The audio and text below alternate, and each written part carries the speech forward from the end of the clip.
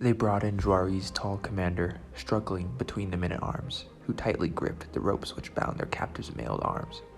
They picked their way between mounds of dead as they crossed the great hall towards the dais, where the conquerors sat, and twice they slipped a little in the blood that spattered the flags.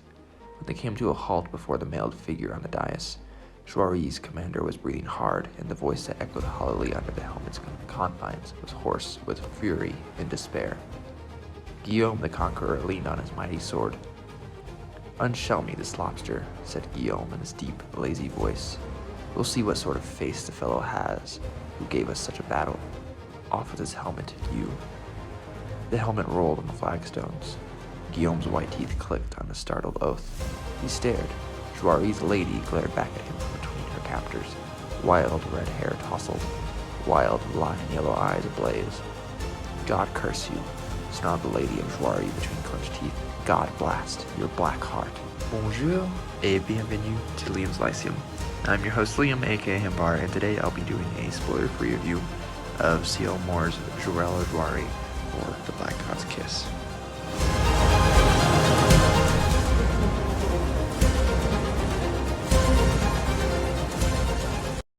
These stories were published from 1934 to 1939 in Weird Tales, which is famous for publishing at the same time Robert E. Howard's Conan the Barbarian stories.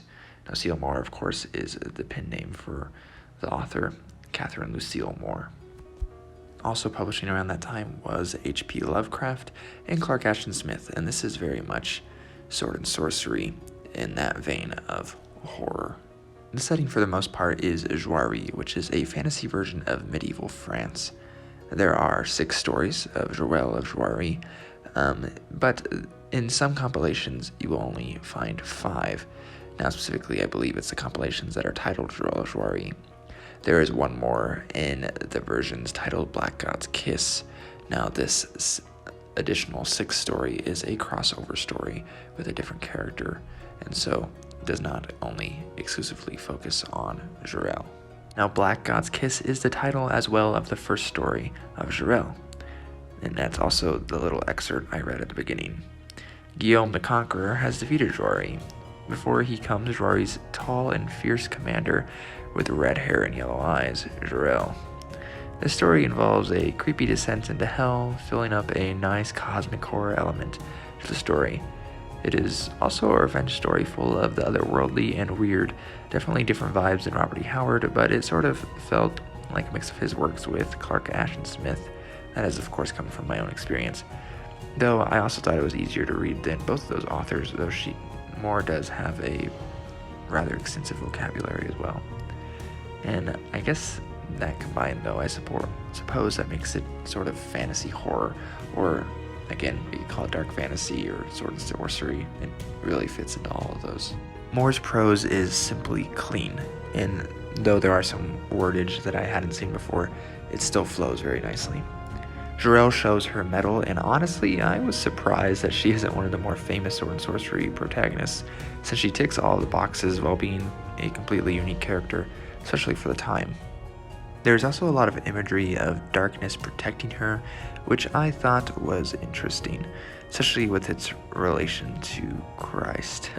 She also has a love-hate relationship that is a little confusing to me in this story specifically, at least. Now on to story 2, Black God's Shadow. It's a direct sequel to the first story. A spectral voice is haunting Jirel, and she must once again descend to the underworld to do more business with the alien Black God. This one leans even more into the cosmic horror elements, though most of the story is pretty dreamlike as she goes through a landscape of nightmare. And beyond being a direct sequel to story 1, it's also almost exactly the same for plot. Now, story 3, Jirel Meets Magic, starts with Jirel leading Joiry into battle against Gouchard. I'm not sure I'm pronouncing that right.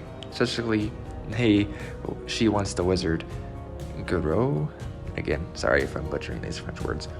The story is a little wordy, like Moore may have been writing to fill more pages, which honestly I wouldn't be surprised if that was the case. But it's not too bad since it is just a short story. This one also involves another world, though it's a forest ruled by a sorceress in this case. It's noticeably brighter in setting, but still weird and deadly. antagonist is more present, which grounds the story some as well. And I love the climax and conclusion, easily my favorite of the first three. Before the Darkland has one of the best intros as Jirel lies injured and seemingly on her deathbed. We hear the chatter of her retainers and servants before Father Gervais comes to shrive her. Of course, it doesn't go as planned as the others would have assumed, really, as it would have gone, as Jirel is whisked off on an adventure. We see Pav and his realm of Romne in this story as he tries to conquer Jirel's spirit. This is a great story, and I want to say it was my favorite, but the next one, whatever that might be, always seemed to one-up the previous stories. It was really in this story where we get to see Jirel's fiery and unconquerable fierceness that is amazingly admirable. In this way, she is not just a copy of Conan, for she is feminine, but still fearless in the face of mere mortal peril. I've also heard she's better compared to Cole of Atlantis, but I haven't read those stories yet. Anyway, she reminds me of my wife. And then on to story 5, Hell's Guard. It is the story of some of Jirel's men being taken captive by Guy of Garlot. To free them, Jirel must get the treasure at the haunted Hell's Guard castle. Some awesome horror is present in this story, and it's kind of gothic, honestly. We also have a sort of reverse vampire, something that feasts on undeath, which was really, really cool. This one's a lot more intense, a lot more slow-paced. We still have fiery Jirel, but she's not storming in the battle, so to speak, or at least it's a different kind of battle. Now, if you have the Black God's Kiss, there is an extra story written by Moore and Harry Kuttner, who is her husband. It is a crossover of Jirel of Joiry and Kuttner's sci-fi character Northwest Smith. It takes place on a future Mars, as well as in the years 1500 in France. It's also really good, and though I've never really read anything of Kuttner's, it's a fun mix of old school sci-fi with some early fantasy, though I can see why it was probably left out of the Jirel of Joiry versions. Now, this whole compilation is truly dreamy and often macabre dark fantasy that is complete full of otherworldliness with an amazing protagonist to boot. And I really, really enjoyed it, to say the least. It took me quite a while to get through. I was reading the stories between bigger reads and my reading has slowed down, so I started this one back in November during Sword and Sorcery November. But Jirel is kind of an interesting character. I would say she's not quite a good character as far as Christian morals go. She dabbles too much in dark and forbidden things, though in some ways she is a good Catholic girl as well. My biggest gripe is the repetitiveness of the plot of the first few stories, and overall it was superb fun, and I'd recommend it to any fan of fantasy, or any fan of early fantasy, or a fan of old-fashioned sword and sorcery, or anyone looking for an early female author with a female protagonist.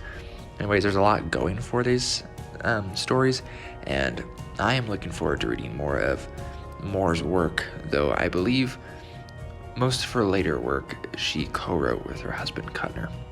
But regardless, I have to give it a go, because this was really well written, and now Jirel is easily one of my favorite fantasy protagonists. And anyways, this has been Liam of Lyceum. If you've read this, let me know what you think. Hopefully my review is okay. And let me know if there's any other good works by Moore that I should definitely check out. Anyways, I'll catch you next time.